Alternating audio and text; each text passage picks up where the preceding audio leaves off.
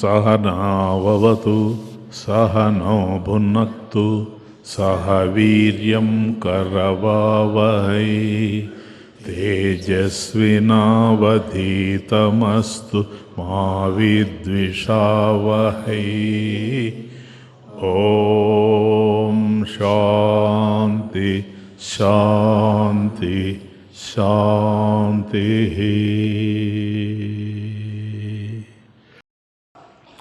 श्रुतिस्मृतिपुराणानाम् आलयं करुणालयं नमामि भगवत्पादं शंकरं लोकशंकरं। हरि ओम।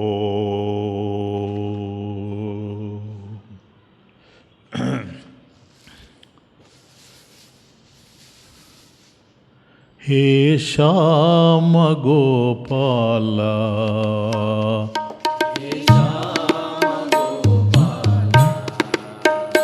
हे श्याम गोपाल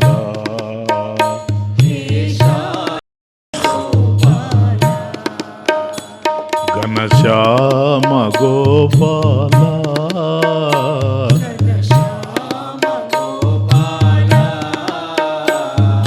श्याम गोपाल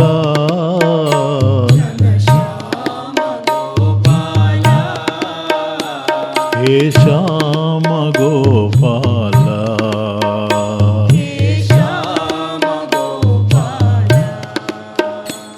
घनश्याम गोपाल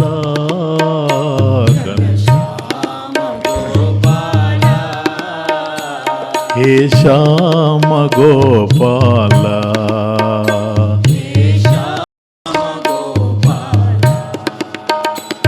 मनमोहन जगन्मोहन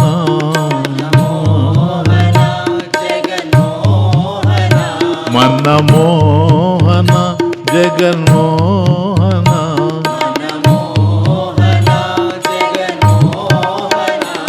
यदुनंदन गोपाल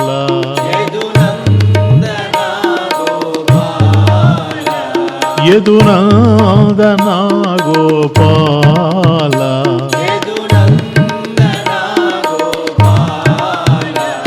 वृंदावन गोपाल वृंदावन गोपाल वृंदावन गोपाल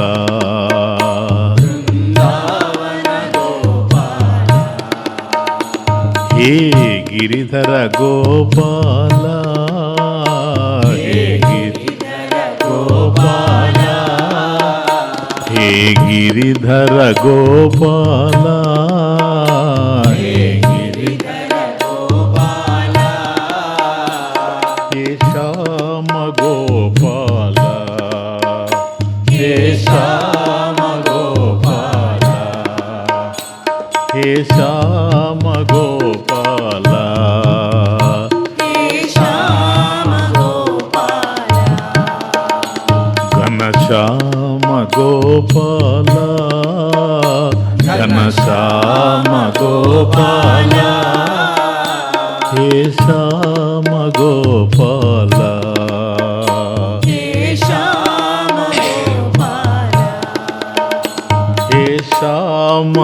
గోపాల హే శ్యామ గోపాల ఘనశ్యామ గోపాల ఘనశ్యామ గోపాల హే శ్యామ గోపాల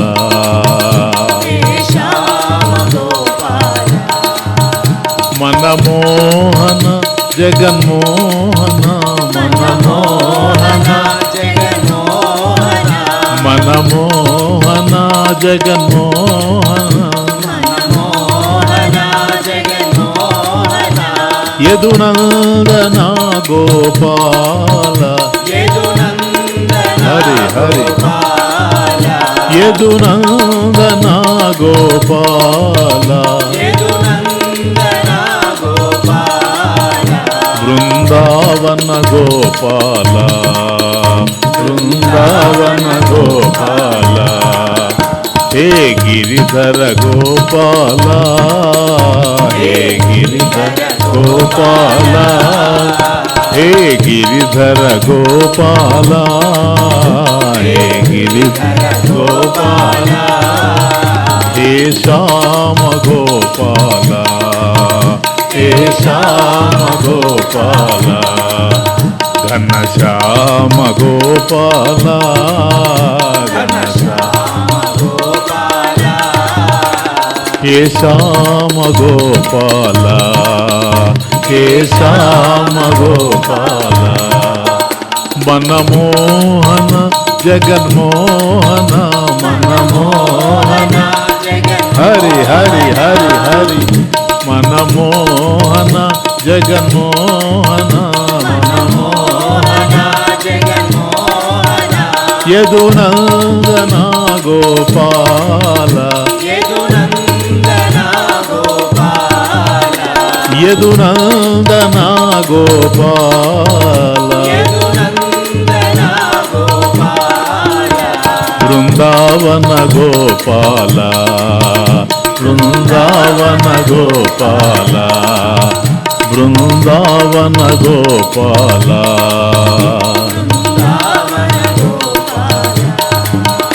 హే గిరిధర గోపాల హే గిరిధర గోపాల హే గిరిధర గోపాల హే గిరిధర గోపాల హే శ్యామ గోపాల హే శ్యామ గోపాల ఘనశ్యామ గోపాల ఘనశ్యామ గోపాల హే శ్యామ గోపాల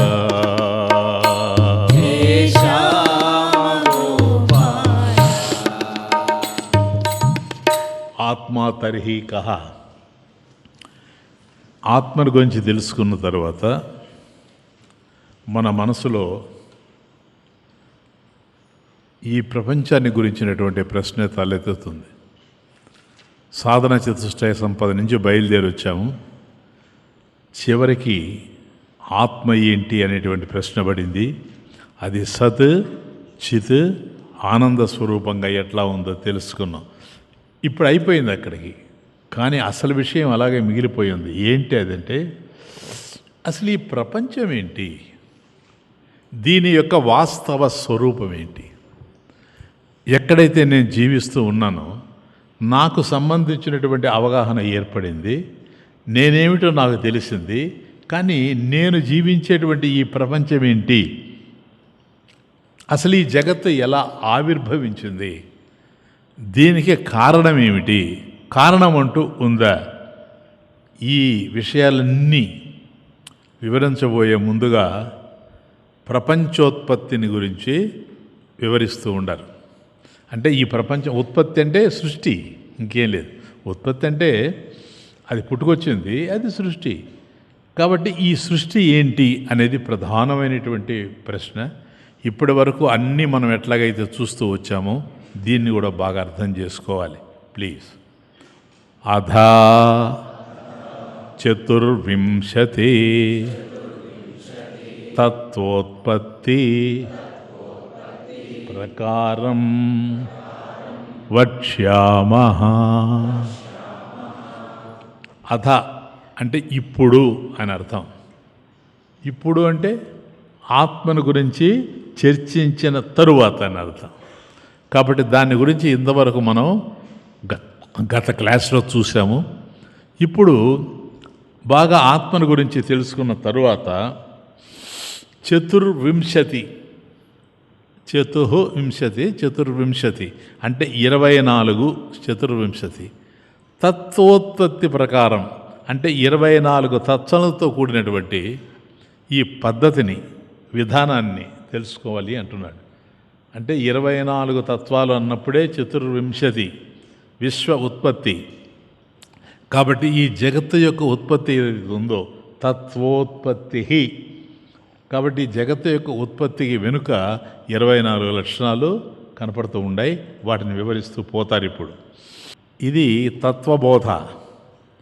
ప్రధానంగా ఆత్మను గురించి చర్చించబోతూ ఉంది, చేసింది చాలా వరకు. దీంట్లో ముఖ్యమైనటువంటిది తత్వబోధలో తత్వమసి వాక్యార్థం. తత్ త్వము అసి. తత్ అంటే అది, త్వం అంటే నీవు, లేదా అదే నా వరకు వచ్చినప్పుడు అహం నేను, అహమస్మి నేను ఉన్నాను, త్వం అసి నువ్వు ఉన్నావు, అది విషయం. కాబట్టి త్వం పదార్థాన్ని అంటే నీవు అనేటువంటి విషయాన్ని, నేను అనేటువంటి విషయాన్ని చక్కగా మనం విశ్లేషించి అర్థం చేసుకున్న తరువాత ఇప్పుడు తత్పదార్థం మీదకి పోతున్నాం. త్వము తెలిసిపోయింది నేనెవరో, ఏనైనా ఆత్మ. ఇప్పుడు త్వం తత్ అది, ఏదది దాని గురించి తెలుసుకుంటున్నాం. ప్రపంచంలో మనం బాగా ఆలోచించి చూస్తే ప్రతిదానికి ఏది నువ్వు చూసినా ప్రతిదానికి కారణం అంటూ ఒకటి ఉంటుంది. కారణం లేకుండా కార్యం ఉండే అవకాశం లేనే లేదు. ఉదాహరణకు మన శరీరం చూసామనుకోండి, ఇది పాంచభౌతికం అంటే పంచభూతాలతో ఏర్పడినటువంటి శరీరం, పంచభూతాలతో కూడింది ఇది. అలాగే నా దేహం ఎట్లాగైతే పంచభూతాలతో కూడి ఉందో అట్లాగే నేను నివసించేటువంటి ఈ ప్రపంచాన్ని చూస్తే ఇది కూడా తమాషగా తెలుస్తూ ఉంది. ఎట్లాగూ 24 తత్వాలతో ఉంది. చతుర్వింశతి తత్వాని, 24 తత్వాలతో ఇది కూడా తెలుస్తూ ఉంది. ఇది ఉత్పత్తి. కాబట్టి నా దేహము సృష్టింపబడింది. దీనికి ప్రధానంగా 5 కారణాలు తెలుస్తూ ఉన్నాయి నాకు. అందువల్ల దీన్ని పాంచభౌతికం అన్నాం. కానీ అట్లాగే నేను ఈ ప్రపంచంలో తిరుగుతూ ఉన్నా. నాలాగే చాలామంది తిరుగుతూ ఉన్నారు, ఒకరు కాదు ఇద్దరు కాదు. కాబట్టి ఏ దేహానికి ఆ దేహమే సపరేట్గా ఉంది. కాబట్టి అదేంటి అనేది కూడా మనకు అర్థం కావాలి. మొదట నీవేమిటో చూచాం, త్వమసి, నువ్వేమిటో అర్థం చేసుకున్నాం. అదే మన దగ్గరకు వచ్చినప్పుడు త్వం అసి అని ఇతరులకు మనం పలకరించిందే మన దగ్గరకు వస్తే అహం అస్మి నేను ఉన్నాను అనేది తెలుస్తుంది. ఇది మనం చూచాం.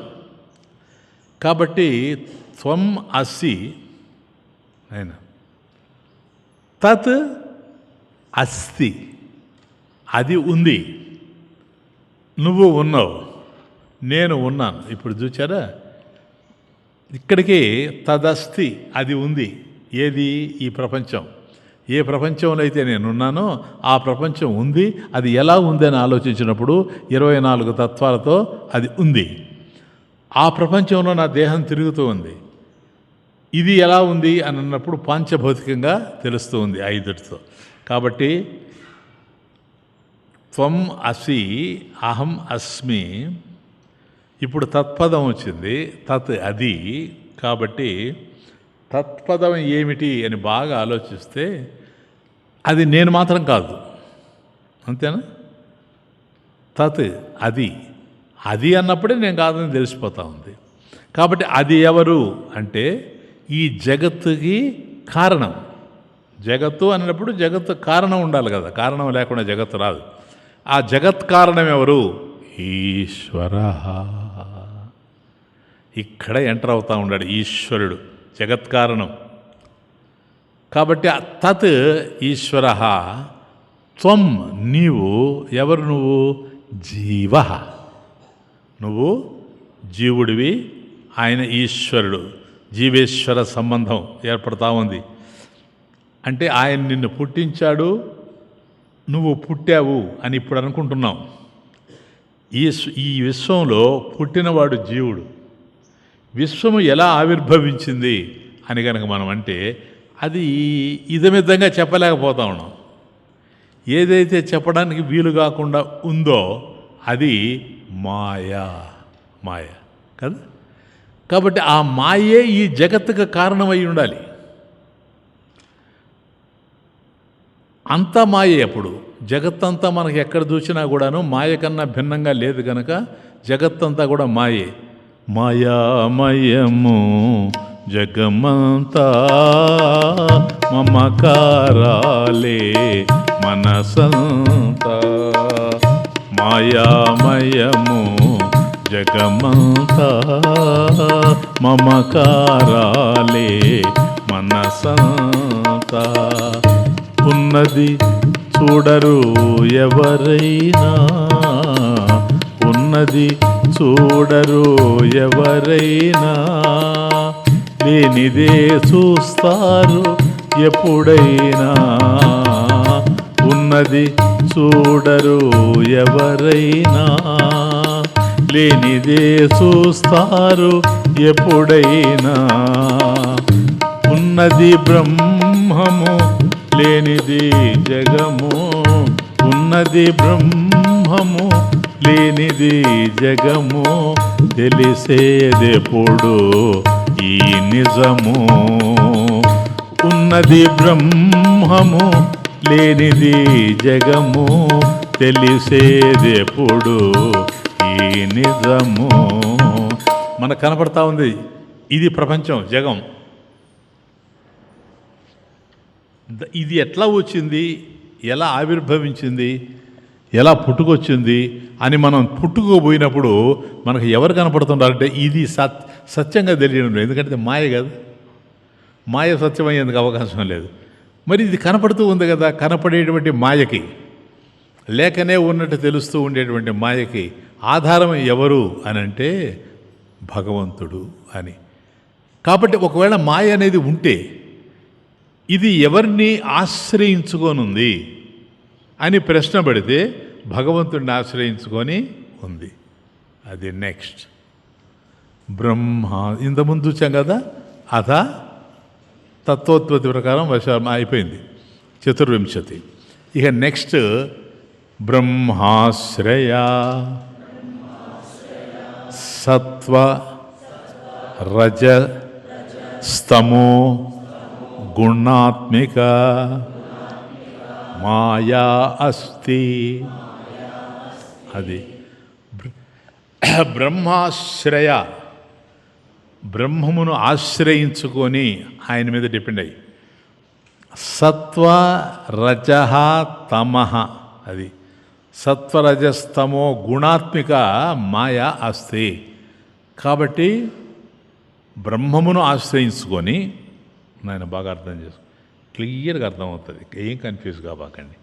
బ్రహ్మమును ఆశ్రయించుకొని త్రిగుణాలు, సత్వ రజ స్తమో గుణాలు, ఈ త్రిగుణాలు ఏవైతే ఉన్నాయో ఇవి మాయలో ఉన్నాయి. త్రిగుణాలు ఎక్కడున్నాయి?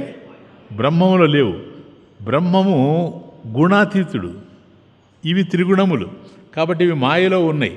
కాబట్టి మాయలో ఏ త్రిగుణాలైతే ఉన్నాయో ఈ త్రిగుణాలతో కూడినటువంటి మాయ, సత్వరజస్తమో గుణాత్మిక మాయ బ్రహ్మాశ్రయ అస్తి, బ్రహ్మమును ఆశ్రయించుకొని ఉంది. అంటే ఒకటెప్పుడైతే ఇంకొక దాని మీద ఆశ్రయించుకొని ఉందో ఇది సత్యం కాదని అర్థం. ఎందుకని? దేని మీదైతే మనం ఆశ్రయించుకొని ఉన్నామో అది లేకపోతే మనం ఉండం. కాబట్టి మాయ బ్రహ్మం మీద ఆశ్రయించుకొని ఉంది అంటే బ్రహ్మమే లేకపోతే అసలు మాయ అనేది లేదు. బాగా అర్థం చేసుకోండి.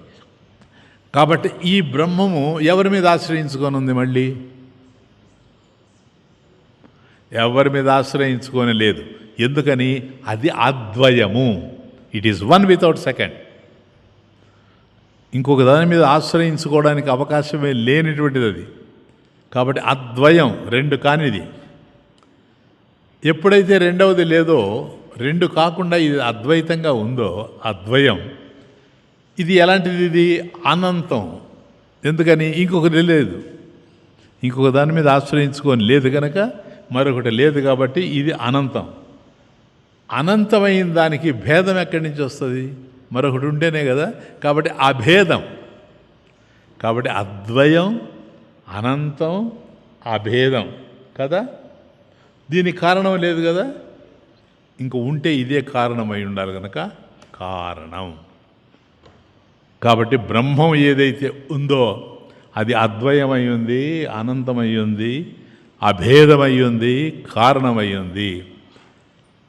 కాబట్టి ఇప్పుడు ఈ జగత్తు ఏదైతే విశ్వం ఉందో, చతుర్వింశతి తత్వోత్పత్తి, విశ్వం ఎక్కడి నుంచి ఆవిర్భవించిందని మనం ప్రశ్న చేసుకున్నామో, ఇది ఆవిర్భవించింది అంటే ఎలా ఆవిర్భవించింది?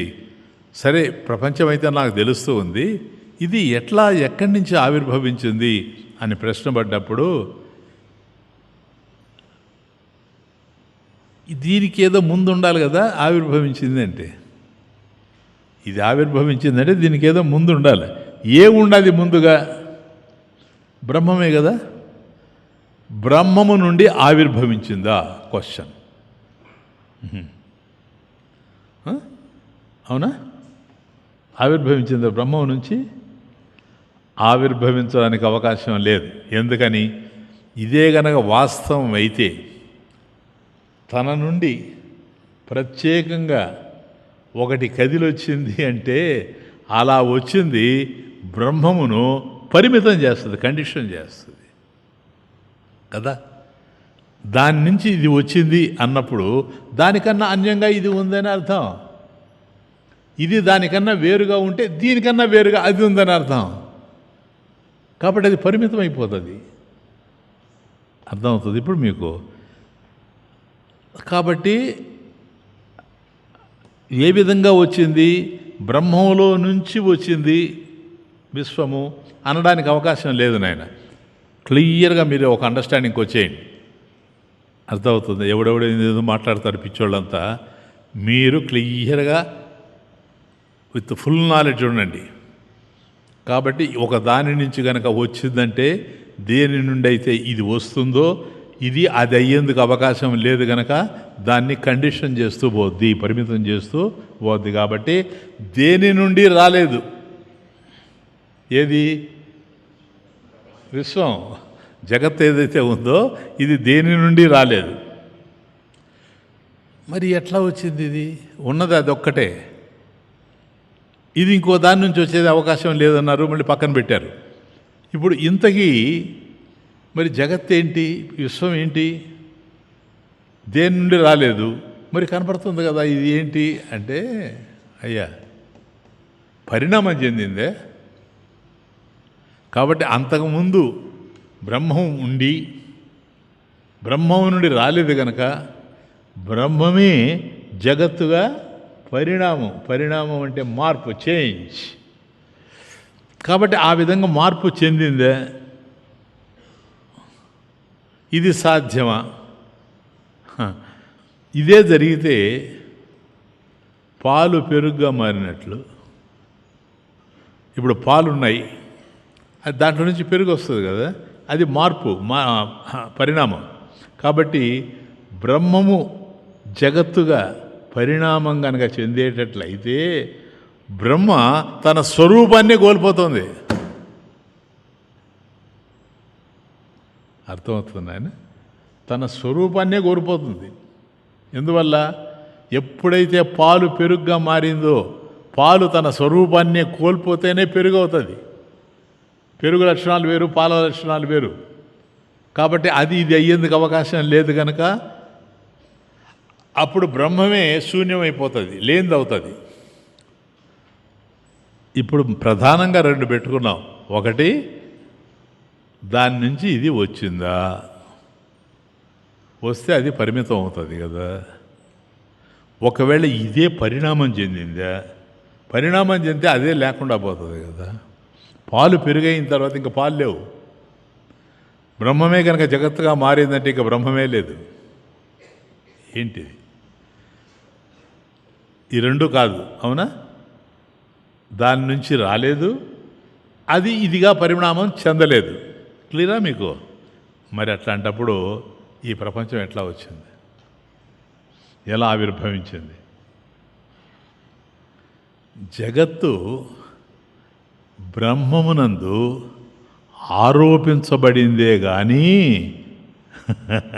నాయన ఆరోపించబడింది.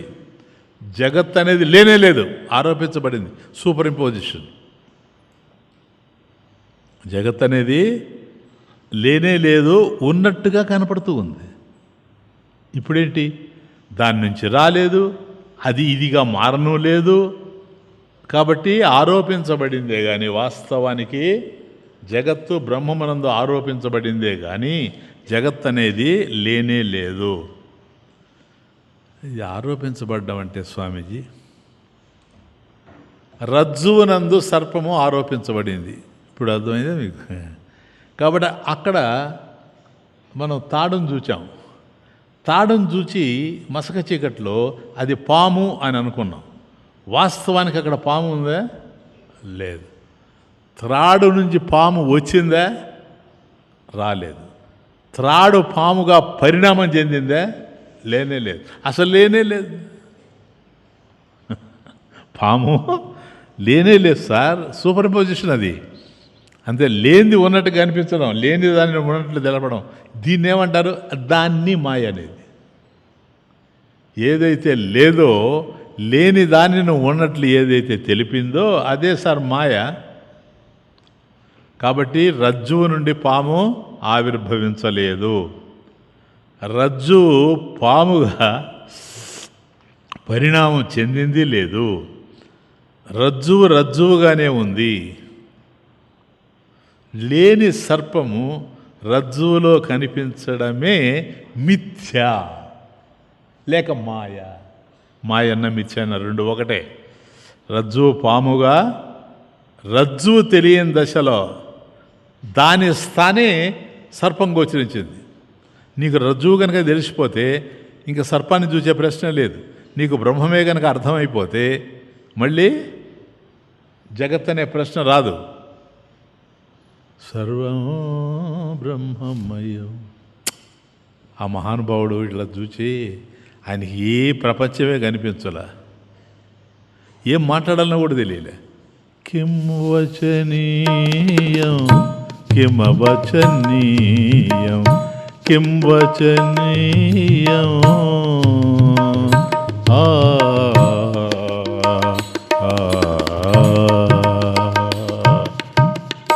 కిం వచనీయం కిమవచనీయం కిం రచనీయం కిమరచనీయం కిం భజనీయం కిమభజనీయం కిం పఠనీయం కిమపఠనీయం సర్వం బ్రహ్మమయం. రే సర్వం బ్రహ్మమయం. రే సర్వం బ్రహ్మమయం. కాబట్టి రజ్జుగానే ఉంది. దేన్ని చూడాలి, దేన్ని చూచినా అదిగానే కనపడుతుంది. ఎందుకని? అక్కడ మళ్ళీ ఇంకో దాన్ని ఆరోపించడం జరగలేదు, ఆరోపణ లేదు. అందువల్ల రజ్జుగానే ఉంది. కాబట్టి లేనిటువంటి సర్పము ఉన్నట్లుగా తెలియడమే మాయా లేక మిథ్య గనక ఇక్కడ దానికి అవకాశం లేదు. ఎందుకని? అది అనిర్వచనీయ అసద్వస్తువు, అనిర్వచనీయం. దాన్ని వివరించడానికి అవకాశం ఎందుకని? అసద్వస్తువు సార్, లేనిది. సద్వస్తువు కాదు, అసద్వస్తువు. కాబట్టి లేకుండానే ఉంది కనుక అది అసద్వస్తువు. కాబట్టి మాయ కూడా అనిర్వచనీయమే. కాబట్టి మాయలో కూర్చొని మాయను ప్రశ్నించలేము. కాబట్టి ఈ జగత్తులో కూర్చొని జగత్తును కూడా ప్రశ్నించలేము. కానీ ఒకటి మీరు యాక్సెప్ట్ చేయాలి నాయన, కొద్ది జాగ్రత్తగానండి. మరి ఈ జగత్తు కనపడుతూ ఉంది కదా, సృష్టి. బ్రహ్మము జగత్తును సృష్టించే అవకాశం లేదు, క్లియర్. కానీ బ్రహ్మమునకు సృష్టించే శక్తి ఉంది. బ్రహ్మమునకు సృష్టించే శక్తి ఉంది. ఏం శక్తి స్వామీజీ? మాయాశక్తి సార్. మాయే, ఇంకేం లేదు. అది మాయాశక్తి అంటారు దాన్ని. Brahman along with Maya is the cause of the జగత్. క్లియర్? కాబట్టి బ్రహ్మం ఏదైతే ఉందో అది మాయతో కలిసి ఈ ప్రపంచాన్ని సృష్టించింది. అంటే బ్రహ్మం తనకు తానుగా జగత్తు కాలేదు, తనకు తానుగా జగత్తును సృష్టించదు, తనకు తానుగా పరిణామం చెందదు. కానీ ఈ మాయ ఉన్నది చూసారా, అసలు ఈ మాయే లేకుండా పోతే ఇది రానే రాదు, దానివల్ల కనుస్తుంది. కాబట్టి బ్రహ్మము మాయతో కలిస్తే, నేను ఒక ప్రశ్న వేస్తా, బ్రహ్మము మాయతో కలిసింది అనుకోండి, అప్పుడు అక్కడ ఉండేది ఏంటి చెప్పండి? బ్రహ్మము మాయతో కలిసింది, అప్పుడు అక్కడ ఉండేది ఏంటి? బ్రహ్మమే సార్. ప్రపంచం అంటున్నారు, ప్రపంచం లేదు కదా, అసలు మాయ కదా అది. కాబట్టి బ్రహ్మమే. ఏమో స్వామీజీ, పోనీ ఇట్లా చెప్పండి, మట్టి కుండ ఉంది కదా, మట్టి కుండ మట్టితో కలిస్తే, మట్టి కుండ మట్టితో కలిస్తే ఏముంది? బ్రహ్మము మాయతో కలిస్తే బ్రహ్మమే ఉంది. ఇప్పుడు అర్థమైందా మీకు ఈ ఎగ్జాంపుల్తో? కాబట్టి ఈ సృష్టి ఏదైతే ఉందో అది సాక్షాత్తు భగవంతుడే, ఈశ్వరుడే. సో క్రియేషన్ అంటే సృష్టి, creation is nothing but Ishwara himself manifesting in the form of the jagat, the world.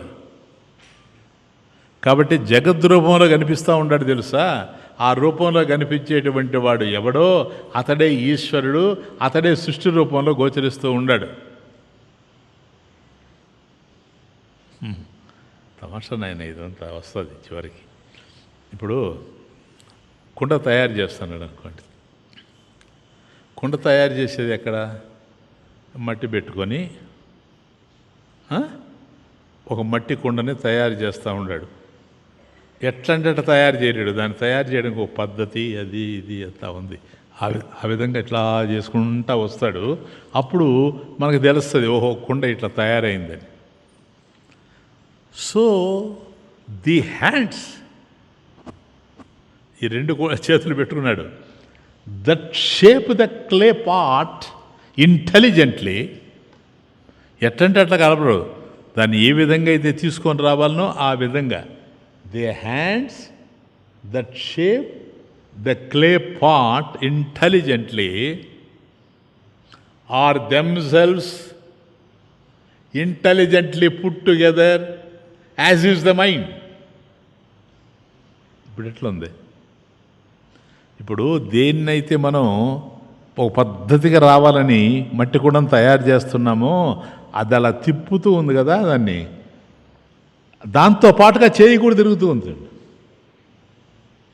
ఇది కూడా మరి ఇవి ఎట్లా తిరుగుతున్నాయి? ఇది కూడా ఇంటెలిజెంట్లీ పుట్టు కదా, సృష్టిని తయారు చేసేదానికి సృష్టి ఆధారంగా ఉంది.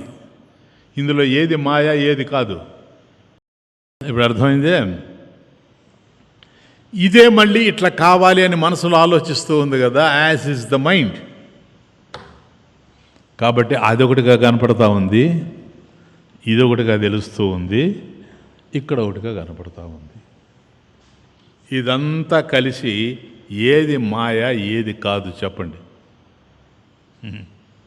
కాబట్టి జగదుత్పత్తికి, ప్రపంచం ఉత్పత్తికి, ఈ సృష్టికి పరమేశ్వరుడే కారణమైతే ఈ కుండకి ఎవరు కారణం ఇక్కడ అనేది పడితే ప్రశ్న,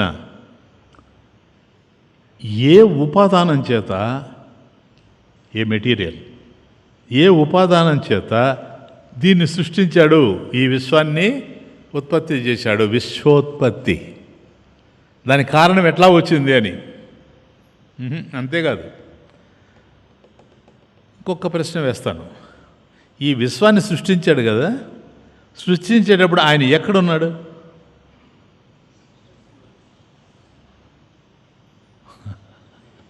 నేను ఇక్కడ ఉన్నాను లేదు కాదు. విశ్వాన్ని సృష్టించేటప్పుడు పరమేశ్వరుడు ఎక్కడున్నాడు అంటే, నా ఉద్దేశం సృష్టిలోనే ఉండి సృష్టించాడా, సృష్టికి వెలుపల ఉండి సృష్టిని చేశాడా?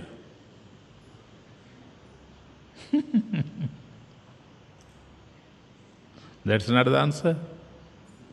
స్వామీజీ సృష్టిలోనే ఉండి సృష్టించాడు. ఎందుకంటే మనకు కొన్ని అర్థమవుతుంది. నేను వడలు తయారు చేశాను, సృష్టిలోనే ఉన్నాను, వడలు ఇక్కడే తయారు చేశాను అని మనం అనుకోవచ్చు. కుదరదు. ఎందుకని? సృష్టిలోనే ఉండి తయారు చేసి సృష్టించాడు అంటే, తాను సృష్టిలోనే ఉండి, ఏది ఈశ్వరుడు సృష్టిలోనే ఉండేటప్పుడు ఇంకా ఆయన సృష్టించేదేంటి? ఆయనే సృష్టిలో ఉన్నాడు కదా. కాబట్టి ఇంకా ఆయన సృష్టించేదేంటి సృష్టిలో కూర్చొని అనే ప్రశ్న పుడుతుంది. కాబట్టి అది ఆన్సర్ కాదేమో. కాబట్టి ఎప్పుడైతే సృష్టిలోనే ఉండి సృష్టిని చేయలేడో, సృష్టికి వెలుపల ఉండి సృష్టిని తయారు చేశాడు అని చెబుదామా? ఇదేమన్నా ధర్మంగా ఉందే? సృష్టికి బయటుండి చేశాడా? ఏమో అర్థం కావడంలో నాకు. ఎందుకని? సృష్టి జరిగిన తర్వాతే బయట లోపల వస్తాయి బాహ్యాభ్యంతరాలు. ఇది లోపల, అది బయట అని ఎప్పుడు చెప్తావు? కొండ తయారైన తర్వాతే కొండకు లోపల బయట. అలాగే సృష్టి తయారైన తర్వాతే ఈ బాహ్యాభ్యంతరాన్ని సృష్టి జరిగిన తర్వాత ఉంటాయే కానీ సృష్టి జరగకముందు ఉండేందుకు అవకాశమే లేదు. కాబట్టి ఇప్పుడు చెప్పండి, సృష్టి విషయం దేవుడెరుగు, ఇంతకీ దేవుడు ఎక్కడున్నాడు అని.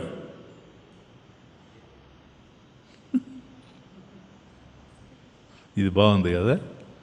సృష్టి విషయం దేవుడెరుగు, కానీ దేవుడు ఎక్కడున్నాడు అనేది ప్రశ్న.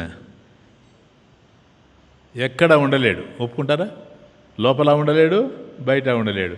కాబట్టి ఎక్కడా ఉండలేడు గనక చెప్పనా, సృష్టే భగవంతుడు, భగవంతుడే సృష్టి.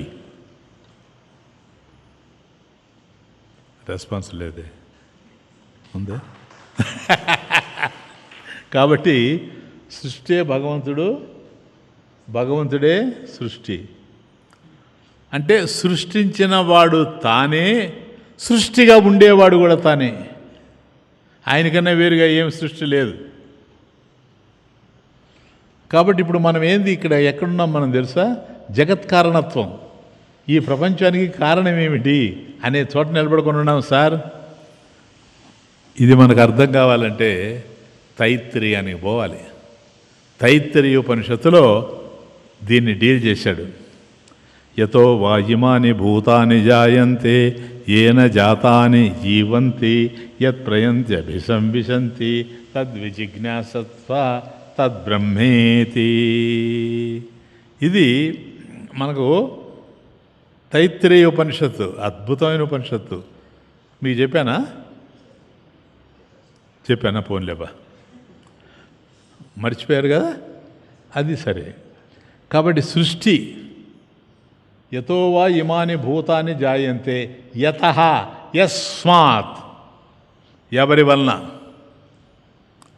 భూతాని జాయంతే, ఇమాని భూతాని జాయంతే వర్ధంతే, బ్రహ్మాదీని స్తంభ పర్యంతాని. కాబట్టి చీమ మొదలు బ్రహ్మ వరకు సమస్తంలో ఈ ఏవైతే ఉన్నవో ఇవన్నీ కూడాను భూతాని ఉన్నాయో, జాయంతే పుట్టుకొచ్చాయో, అలా పుట్టినటువంటి భూతాలు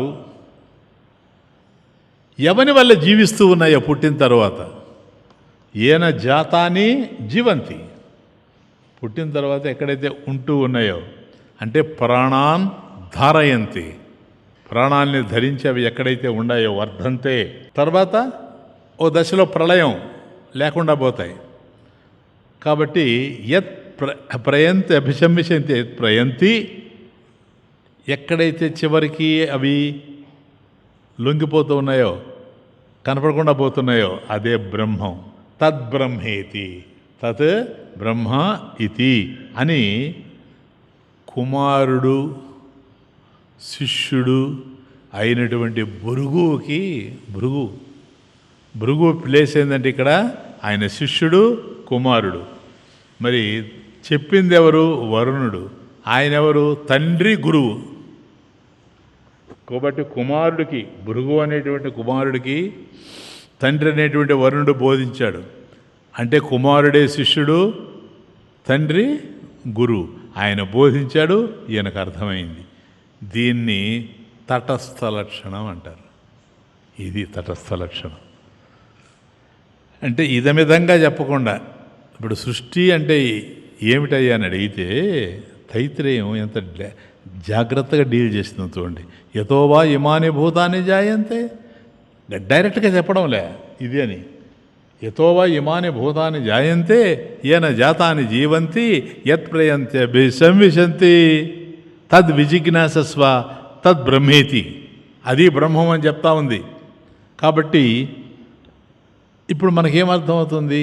ఇంతవరకు చూసిన దాన్ని బట్టి ఏమర్థమైంది స్వామీజీ? మీరు అర్థమయ్యేటట్టు చెప్తారా? అర్థమైనట్టుగా ఉంటుందే కానీ అర్థం కాదు కదా. అదే కదా మీరు, అందుకే కదా మేము. మంచిది కదా. దేర్ఫోర్ ఏది సృష్టింపబడినా ఈ ప్రపంచంలో బాగా అర్థం చేసుకోండి, ఏది సృష్టింపబడినా అలా సృష్టింపబడింది ఏదైనా కావచ్చు, ఇడ్లీ అయినా కావచ్చు. ఏది సృష్టింపబడినా అలా సృష్టింపబడింది ప్రధానంగా 2 కారణాలతో ఉంటుంది నాయన. 2 కారణాలు. ఒకటి నిమిత్త కారణం, రెండవది ఉపాదాన కారణం. నిమిత్త కారణం అంటే ఏది? జ్ఞానం కలిగినటువంటి సృష్టికర్త నిమిత్త కారణమైతే,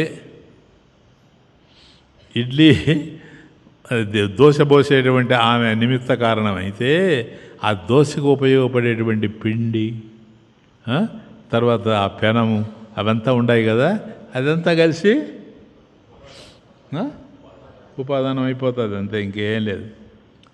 జ్ఞానం కలిగిన సృష్టికర్త నిమిత్త కారణమైతే సృష్టికి ఉపయోగపడేటువంటి వస్తువు ఉపాదాన కారణం. ఇక్కడ సృష్టి విషయంలో ఉండరా ఇద్దరు? అక్కడ ఇది ఇచ్చాను, ఇంకేంలే. సృష్టి విషయంలో ఇద్దరు ఉండరా? లేనే లేరు.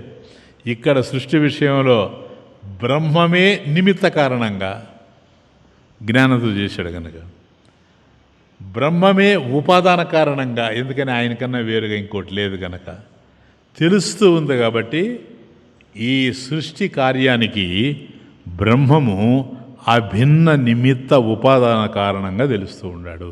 భిన్న అంటే వేరు కావడం, సపరేట్. అభిన్న అంటే నాన్ సపరేట్.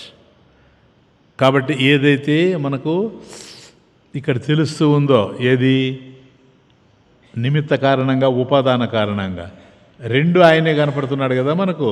కాబట్టి ఆ భిన్న వేరు కానిటువంటి, అంటే నిమిత్త కారణం వేరు, ఉపాదాన కారణం ఏమీ లేదు. ఆయనే నిమిత్త కారణం, ఆయనే ఉపాదాన కారణం కనుక అభిన్న నిమిత్త ఉపాదాన కారణం. కొద్దిగా అర్థమవుతున్నట్టుంది స్వామీజీ, కానీ అర్థం కానట్టుగా ఉన్నది. ఫోన్లే కలగంటున్నామా మనం? ఇప్పుడు అర్థమవుతుంది. కలగంటున్నామా? స్వప్నం. నిద్రపోయేటప్పుడు మనం కళ్ళగంటాం. స్వప్నం అనేది ఎవరి సృష్టి? మన సృష్టి. ఎవరి కల్లో వాళ్ళు, ఎవరి స్వప్నాన్ని వాళ్ళు సృష్టించుకుంటారు. పరమేశ్వరుని యొక్క స్థాయి నుండి చూసినప్పుడు ఆయనే కదా సర్వకారణంగా తెలుస్తూ ఉన్నాడు. యద్భూతాన్ని యోనిం పరిపశ్యంతి ధీరాహ, ముండకోపనిషత్. కాబట్టి వినాశమెరుగనటువంటి బ్రహ్మమును సృష్టి కారణంగా ధీమంతులు వర్ణించారు అన్నాడు ముండకోపనిషత్తులో. అద్భుతం. అసలు ఆయనే అర్థం కావడం లేదు. ఆయన నశించేవాడు కాదు, ఆయన సృష్టించాడంటారు. సృష్టించినవాడు తానే అంటారు, సృష్టిగా ఉండేది తానే అంటారు. కాబట్టి దీనికి స్వామి చాలా చక్కగా గీతలో డీల్ చేసేసారు. ఏమంటారంటే, అహం కృత్స్నస్య జగతః ప్రభవ ప్రళయస్తథా.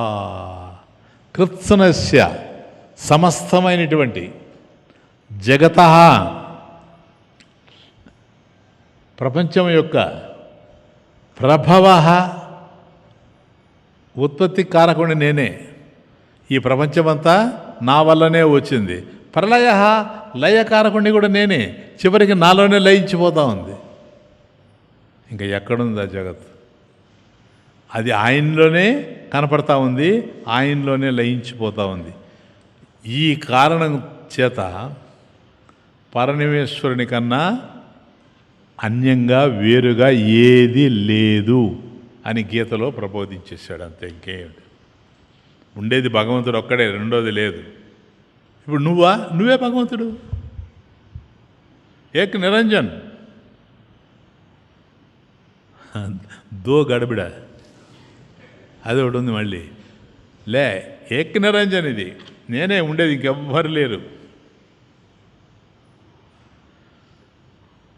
నువ్వే కదా ఉండేది. నీ దగ్గర ఏముంది? నీకు ఏం లేదు. తమాషా చూడు.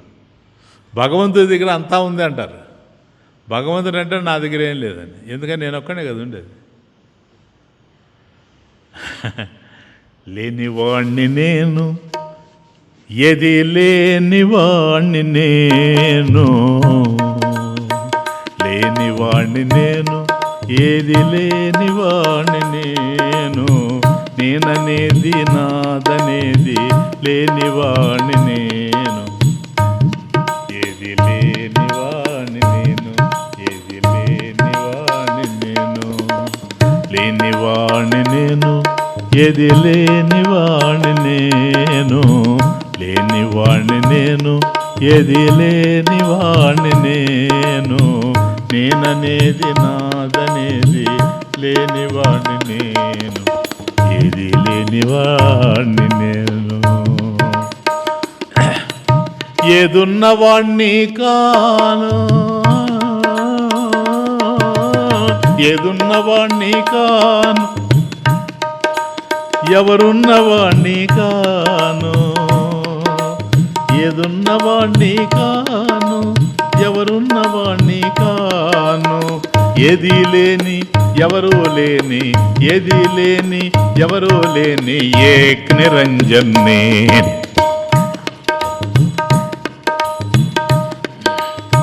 లేనివాణ్ణి నేను, ఏది లేనివాణ్ణి నేను, లేనివాణ్ణి నేను, ఏది లేనివాణ్ణి నేను, నేననేది నాదనేది లేనివాణ్ణి నేను, ఏది లేనివాణ్ణి నేను, ఏది లేనివాణ్ణి నేను. ఇదొక్కటే ఫ్యాక్ట్. ఎందుకంటే ఆయనే చెప్తున్నాడు కనుక. మనం చెప్పామంటే ఆయన ఉన్నాడు, ఇట్లున్నాడు, అట్లున్నాడు అని ఇంకా శాంతాకారం, భుజగసేనం, పద్మనాభం, సురేశం అంటాం. ఆయన చెప్పేది కరెక్ట్. ఏదున్నవాణ్ణి కాను, ఏదున్నవాణ్ణి కాను, ఎవరున్నవాణ్ణి కాను, అందుకనే ఇట్లా అంటాడని తెలిసే అమ్మవారు ఎప్పుడు పాదాలు పట్టుకొని ఉంటుంది. అయ్యా నేనెవరు అనబాకు,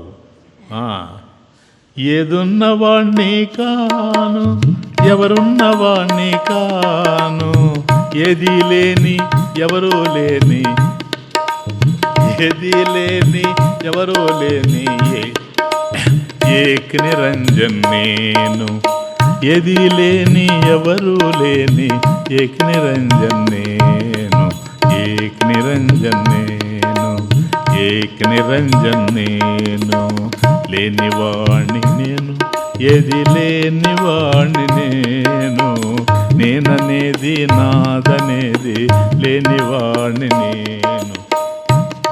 ఏది లేనివాణ్ణి నేను, ఏది లేనివాణ్ణి నేను. ఏది లేనివాడిని అంటే ఏమని? అంతా నేనై ఉండేవాడిని, అందువల్ల రెండో వస్తువే లేదు సార్. ఈ కారణం చేత పరమేశ్వరుడి కన్నా ఏది లేదు. ఈ విషయాన్ని గీతలో అద్భుతంగా చెప్పేశాడు స్వామి. మత్త పరతరం నాణ్యత్ కించిదస్తి ధనంజయ, మయి సర్వమిదం ప్రోతం సూత్రే మణిగణాయివ. మత్తః, హే అర్జున, నాకంటే పరతరం శ్రేష్టమైనటువంటిది, నాకంటే శ్రేష్టమైనటువంటిది అన్యత్ వేరొకటి, నాకన్నా వేరుగా ఇంకోటి ఉండడం, కించిత్ కొద్ది కూడా నా అస్తి లేదు పో. కాబట్టి నేనున్నాను, నాకన్నా శ్రేష్టమైంది కొంచెమైనా లేదు అన్నప్పుడు ఉండేది నేనే, శ్రేష్టం నేనే, సృష్టి నేనే, చేసింది నేనే, సృష్టి కార్యం నేనే, సృష్టిలో ఉండేది నేనే. ఎట్లా? సూత్రే, దారంలో మణిగణాయివ, రత్నాలు ఎట్లాగైతే ఉండాయో, దారంలో రత్నాలు ఎట్లాగైతే ఉండాయో, నాయందు మయి, నాయందు ఈ సమస్త ప్రపంచం, సర్వ ప్రపంచం ఏదైతే ఉందో ఇది పురోతం, పురోతం గుచ్చబడింది, గుచ్చబడింది.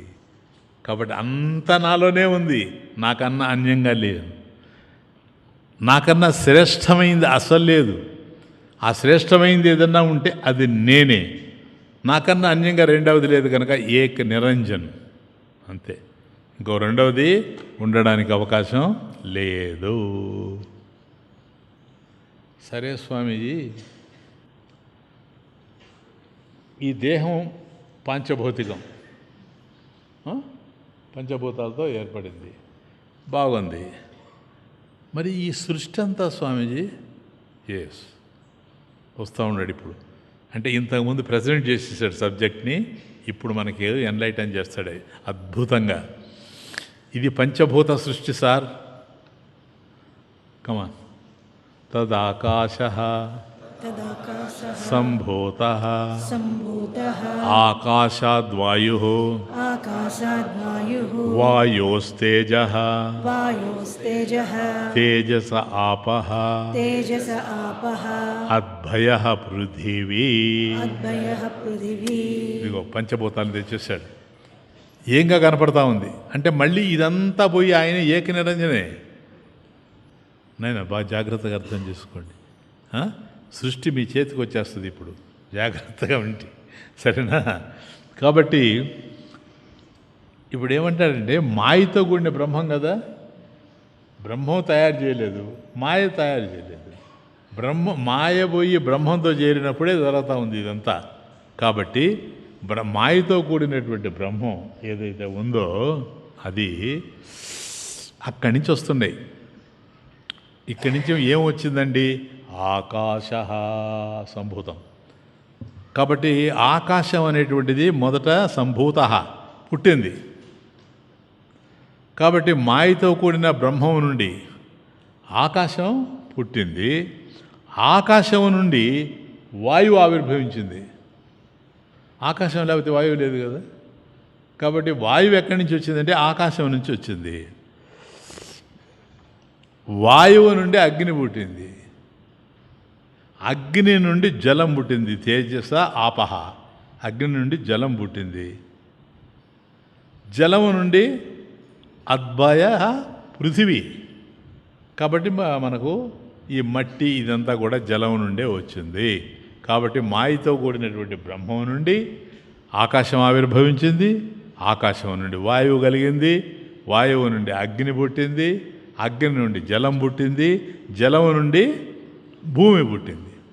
ఇప్పుడు పంచభూతాలు వచ్చేసాయా? ఇప్పుడు ఈ పంచభూతాలు ఎట్లా వచ్చాయి? పంచభూతాలు వచ్చాయి, ఇప్పుడు కనపడుతున్నాయి. ఈ పంచభూతాల వల్లనే ప్రపంచం తెలుస్తుంది, బాగానే ఉంది. అసలు ఈ పంచభూతాలను సృష్టించింది ఎవరు? ఇవెట్లా వచ్చాయి? అదే అంటున్నాడు. ఇక్కడి నుంచి అది తీసుకుంటున్నాడు. ఇప్పుడు కొండ ఉంది, కుండ దగ్గరికి రావాలి, తమాషా కుండలా ఉంది అంత వ్యవహారం. ఇప్పుడు కుండ ఉందనుకోండి, కుండ కార్యరూపంలో ఉంది కదా, ఎఫెక్ట్ అది. కార్యరూపంలో కుండ గోచరించింది. ఆ కుండ దేని నుంచి అయితే వచ్చిందో, రాబడిందో, దానిని ఉపాదాన కారణం అంటారు, మెటీరియల్ కాజ్. అది ఉపాదాన కారణం.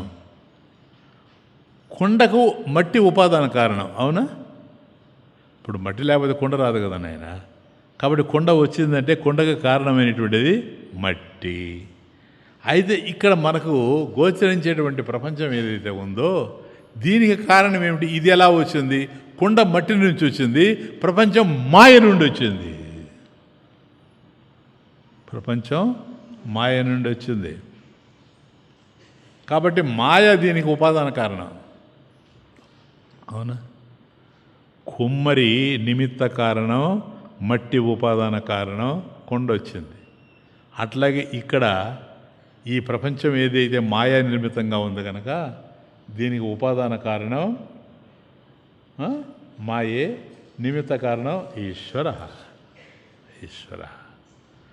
కాబట్టి మాయ రూపంలో, అంటే మాయ ద్వారా తయారైనటువంటి ప్రపంచం కనుక ఇది కార్యరూపంలో తెలుస్తూ ఉంది. ఏముండాయండి కార్యాలు ఇక్కడ అని అంటే సత్వరజస్తమో గుణాలే ఉన్నాయన్నాం, 3. కాబట్టి కార్యంలో ఏ లక్షణాలైతే ఉంటాయో అవి కారణంలో ఉండి తీరాలి, అవునా కాదా నాయన? కొండలో ఏ లక్షణాలు అయితే ఉంటాయో మట్టిలో ఉండాలి కదా, అంతే ఇక దాంట్లో నీకు డౌట్ ఏముంది? కాబట్టి కార్యరూపంలో ఉండే దాంట్లో ఏ లక్షణాలు అయితే ఉంటాయో కారణంలో అది ఉండి తీరాలి. కాబట్టి కార్యములైన త్రిగుణాలు ఏవో ఇవి కారణమైన మాయలో ఉండి తీరాలి. ఉండాలనా లేదా? అదే కదా నేను ఇంతకుముందు చెప్పింది, సత్వరజస్తమో గుణాత్మిక మాయ అస్తి బ్రహ్మాశ్రయ. కాబట్టి బ్రహ్మమును ఆశ్రయించుకొని ఉంది. ఈ 3 ఉన్నాయి, లేకుండా పోయే అవకాశం లేదు. కాబట్టి ఈ త్రిగుణ మిళితమైనటువంటి మాయ నుండి పంచభూతాలు పుట్టాయి. అవే పృథివ తేజో వాయుర ఆకాశాలు. పృథివీ ఆపో తేజ వాయు ఆకాశ, ఈ 4. కాబట్టి మనకు గోచరించే వస్తువులో ఒక్కొక్క వస్తువు వేరుగా తెలుస్తున్నా ఏది? ఇది వాయువు, ఇది అగ్ని, ఇది పృథివీ, ఇది ఆకాశము అని ఈ విధంగా వేరువేరుగా తెలుస్తున్నా ఈ 5 ఒకే దాంట్లో కలిసి ఉంటాయి. ఇది కదా పంచభూతాల్లో తమాషా. అందుకని అవి మనకు అర్థం కావు. అంటే ఇక్కడ జలము కాదు, నిప్పు కాదు, వాయువు కాదు. ఎందుకని ఇవి కలిస్తేనే నీకు అవి తయారవుతాయి. అర్థం కాదా? ఇప్పుడు నేను ఒకటి చెప్తాను చూడండి. ఒక ప్లాస్టిక్ ముక్క ఉందనుకోండి, ఇప్పుడు అర్థమైపోద్ది. దాన్ని తీసుకొని బాగా మనం పరిశీలిస్తే ఆ ముక్క కేవలం పృథివీగానే తెలుస్తుంది కదా, అంతేనా? మట్టిగానే తెలుస్తుంది, అంతే ఇంతే. అది కేవలం పృథివీ భాగమేనని చెబుతారు అందరూ. దాన్ని కాల్చావనుకో, వేడి చేసావనుకో, వేడి చేస్తే అది ద్రవిస్తుంది కదా, ద్రవిస్తుంది. అది జల రూపంగా తెలుస్తుంది. ఈ లక్షణం ఎవరిదంటే జల లక్షణం. కాబట్టి మొదట పృథ్వీని చూచాము, తర్వాత జల లక్షణాన్ని కూడా చూచాము, తర్వాత దహించబడింది కదా కాల్చినప్పుడు, అది అగ్ని లక్షణం. బాగా కాలిన తర్వాత రేణువులు వస్తాయి, ఇవి ఆకాశంలో కదులుతాయి, వాయు లక్షణం. కదిలేదు ఎక్కడ? ఆకాశంలో, ఆకాశ రక్షణ. క్లియర్నా? కాబట్టి దీన్ని బాగా పరిశీలిస్తే ప్రతి స్థూల వస్తువులో మిగిలిన సూక్ష్మ వస్తువులు ఉన్నాయి అని అంగీకరించక తప్పదు. చూసావా, ఇప్పుడు దాన్ని కాల్చేటప్పటికి ఇన్ని బయటపడిపోయినాయి. కాబట్టి ఇక్కడ స్థూలమైన పంచభూతాలు మనకు కనిపిస్తూ ఉన్నాయి.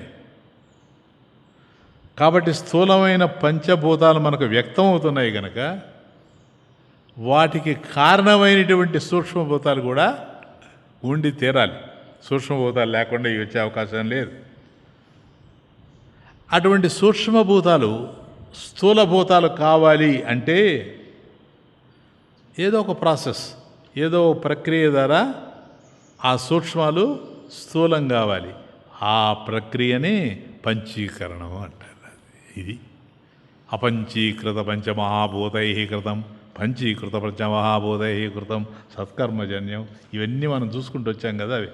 కాబట్టి ఇప్పుడు ఆకాశం ఉందనుకోండి, ఇప్పుడు దీన్ని మనం చెప్పచ్చు, ఈ సూక్ష్మభూతాలు ఉన్నాయి, వీటి లక్షణాలు ఎట్లుంటాయి. ఇప్పుడు ఆకాశం ఉంది, దాని యొక్క గుణం శబ్దం. అందుకదా నువ్వేనా చెప్తుంటే నువ్వు చెప్పేది నేను బా అని ఇట్లా మూసుకుంటాడు. అంటే వీడు మూసుకున్నాడంటే వాడు చెప్పినా వీడికి అర్థం కాదు. కారణం ఖాళీ లేదు, ఆకాశం లేదని అర్థం. కాబట్టి ఆకాశం యొక్క గుణం శబ్దం, వాయువు యొక్క గుణం స్పర్శ, టచ్. కాబట్టి అగ్ని యొక్క గుణం రూపం. ఇప్పుడు సూర్యుడు ఇదంతా ఏంది? ఈ అగ్ని యొక్క రూపం. అట్లాగే జలం యొక్క రూపం రుచి, పృథివీ యొక్క రూపం గంధం. ఇవి ఇప్పుడు మళ్ళీ ఒక్కో దాంట్లో నుంచి ఎట్లా వస్తున్నాయి. ఏతేషాం పంచతత్వానాం మధ్యే ఆకాశస్య సాత్వికాంశాత్ శ్రోత్రేంద్రియం సంభూతం. కాబట్టి ఈ పంచభూతాల్లో ఇప్పుడు ప్రతి భూతంలో ఇవి ఉన్నాయి కదా, త్రిగుణాలు, సాత్విక అంశం, రాజసాంశం, తామసాంశం, ఇవి ఉన్నాయి. అట్లాగే పంచభూతాల్లో ఆకాశం యొక్క సాత్విక అంశం వలన ఏమొస్తుంది తెలుసా? ఏమొస్తుంది ఆకాశం అంటే? శబ్దం అన్నాం కదా, శ్రోత్రియందమైనటువంటి శబ్దము దానివల్ల కలుగుతుంది మనకు. శ్రోత్రేంద్రియం. వాయో సాత్వికాంశాత్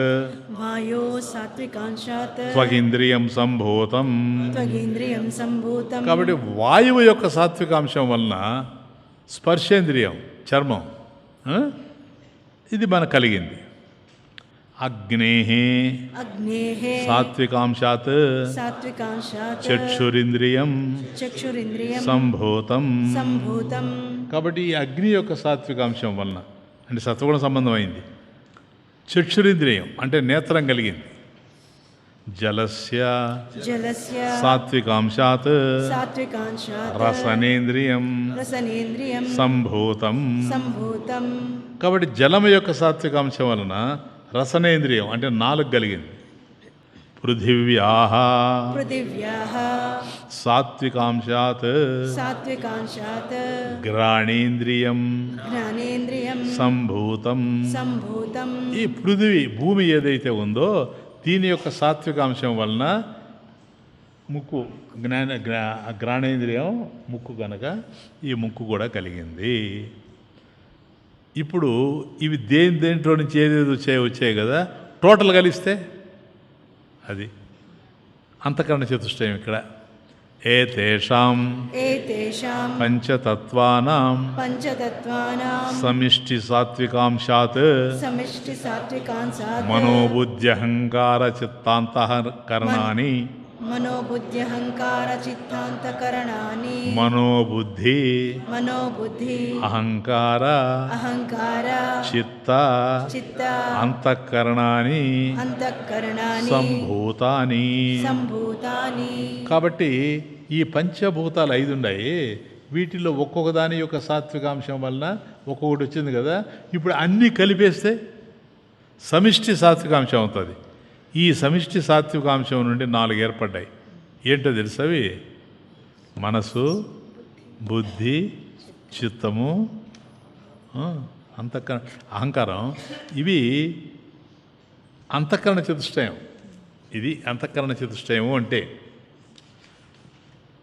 మనోబుద్ధి అహంకార చిత్తాని కదా. మళ్ళీ దీన్ని కొట్టేస్తారు.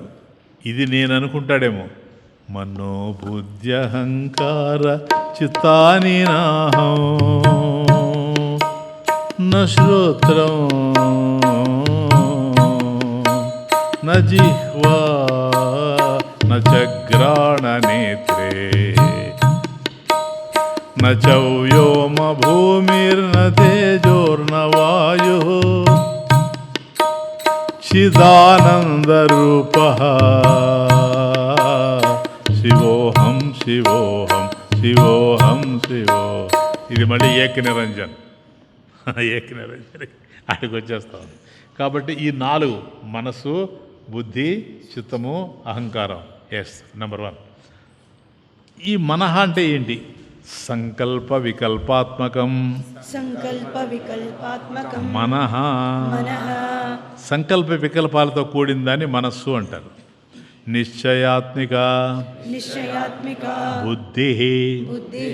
అంటే నిశ్చయాభిప్రాయం కలదాన్ని బుద్ధి అని అంటారు. అహం కర్త అహంకార. నేను కర్తను అనేటువంటి భావన ఏదైతే ఉందో ఇది అహంకారం అవుతుంది. చింతనకర్తృ చిత్తం. చింతన చేయదాన్ని చిత్తము అని అంటారు. ఇవి 4. ఇప్పుడు ఒక్కొక్కటి చూస్తున్నాం చూడండి. మనః సంకల్ప వికల్పాత్మకం మనః. కాబట్టి మనసు అంటే ఏంటి? నది అంటే ఏంటో చెప్పండి. జల ప్రవాహము నది. మనసు అంటే ఏంటో తెలుసా? సంకల్ప ప్రవాహం మనసు. Very very simple. అంటే ఆలోచించకుండా మనసు క్షణం కూడా ఉండలేదు. నీళ్లు ప్రవహించకుండా నదిలో అది ఎట్లాగైతే ఉండదో ఇది అంతే. కాబట్టి సంకల్ప వికల్పాలని దొర్లుతూనే ఉంటాయి. అంటే ఒక సంకల్పం కలుగుతుంది, ఏదో ఒక ఆలోచన. నీకు కలిగే ఆలోచన నాకు కలగకపోవచ్చు, నాకు కలిగేది ఇంకోరికి కలగకపోవచ్చు. కానీ మనసులో సంకల్పం ఉంటుంది. ఒక సంకల్పమే ఉంటుంది, మళ్ళీ ఇంకో సంకల్పం వస్తుంది కదా. అప్పుడు మొదటి సంకల్పం ఏమైంది, రెండవది సంకల్పమే కదా? కాదు, మొదటిది సంకల్పము, రెండవది వికల్పము. అంతే, వికల్పం. అప్పుడు మొదటిది సంకల్పం అయిపోద్ది, రెండవది వికల్పం అయిపోద్ది. మూడవది వచ్చింది అనుకోండి మళ్ళీ, అప్పుడు రెండవది సంకల్పం అవుతుంది, మూడవది వికల్పం అవుతుంది. ఇట్లా సంకల్పం వికల్పం సంకల్పం వికల్పం. ఈ మనసు ఇట్లా ఆలోచిస్తూ పోద్ది. మనసు ఎప్పుడు కూడా తనకు తెలిసింది గురించి ఆలోచించగలదే కానీ తెలియని విషయాలను ఆలోచించలేదు. ఇప్పుడు మనం స్కూలు పోయి నేర్చుకునేది ఎందుకునైనా పాఠాలు, మనకు తెలియని చెప్తాడని కాదు, తెలిసింది చెప్పేది ఏముంది. కాబట్టి తీరా అక్కడికి పోయిన తర్వాత గడబడి జలిబడి గడబడి వడబడి అన్నాడు అనుకోండి. ఏంటి సార్ ఇది? అది అంతేనాయన, నాకు తెలిసిందే నీకు తెలియంది కాదు, నీకు తెలిసిందేదో నాకు తెలిసేటట్టుగా చెప్పు. కాబట్టి ఇవి ఎప్పుడు కూడా ఎట్లుంటాయంటే, తెలియని విషయాల గురించి మనసు ఆలోచించలేదు. మనసు ఎప్పుడూ ఆలోచన చేస్తుందే కానీ విషయాన్ని నిర్ణయించలేదు. ఇదమిద్దంగా ఎప్పుడు సంకల్పం వికల్పం సంకల్పం వికల్పం, ఇది అవునో కాదో, ఇది అవునో కాదో, ఇది అవునో కాదో, ఇది అవునో కాదు అనే పోతూ ఉంటుంది. కాబట్టి సంశయగ్రస్తమై సందేహాస్పదమై ఊగిసలాడేటువంటి మనసు ఏదైతే ఉందో దీన్నే మనసు అంటారు. బంధమోక్షాలకి ఇదే కారణం. కాబట్టి మనిషి ధరించకుండా పోవడానికి ఏమిటి కారణం అంటే ఇదిగో ఇది. అందువల్ల ఉపనిషత్తు క్లియర్గా చెప్పింది. మన ఏవో మనుష్యాణం కారణం బంధమోక్షయో, బంధమోక్షాలకి మనసే కారణం. ఎందుకనేది అది ఈ విధంగా ఆలోచిస్తూ ఉంటుంది కనుక. కాబట్టి ఎప్పుడు నిరంతరం నదీ ప్రవాహంలాగా ఆలోచన చేసేదాన్ని మనస్సు అంటారు. బుద్ధి అంటే ఏంటండి? బుద్ధి ఇప్పుడు ఈ సందేహాలతో ఉండేటువంటి మనసు ఏదైతే ఉందో ఇది ఎప్పుడు సతమతం అవుతూ ఉంటుంది. ఇది అవునా, ఇది కాదా, ఇది అవునా, ఇది కాదా, మనసుతోనే బాధ. అందుకని కొందరు అంటుంటారు, నీ మనసు నాకు ఇచ్చేయి. ఎందుకంటే అడిగి పోతుంది శనిని. వాడేమిస్తాడు? వాడి చేతిలో ఉంటే కదా. అర్థమైందే. ఏది ఆచరించాలో దాన్ని నిశ్చయించేది బుద్ధి, మనసు కాదు. మనసు నిర్ణయించలేదు. మనసు ఆలోచిస్తూ పోతూ ఉంటుంది. నిర్ణయించేటువంటిది బుద్ధి. ఇదే జీవుడికి కర్తృత్వాభిమానం. నేను చేశాను, నేను చూశాను, ఇవన్నీ మాట్లాడతారు చూసాడా. అంటే జ్ఞానాన్ని సముపార్జించేటువంటి స్థానం ఇది. అది నేను చేస్తున్నాను, నేను అనుభవిస్తూ ఉన్నాను. ఇది కర్తృత్వాభిమానం. ఈ భావనలు బుద్ధిలోనే కదులుతాయి, మనసులో కదల. ఎందుకంటే మనసు ఎప్పుడు సందేహాలతోనే ఉంటుంది. కాబట్టి దేహాత్మభావం ఎక్కడైతే తయారవుతా ఉందో అది బుద్ధి, మనసు కాదు, బుద్ధి. ఇంకా మూడవది మనసు, బుద్ధి, రెండైనాయి కదా. మూడోది అహంకారం. అహంకర్త. అహంకారం అంటే ఏంటంటే అహంకర్త, అహంకార.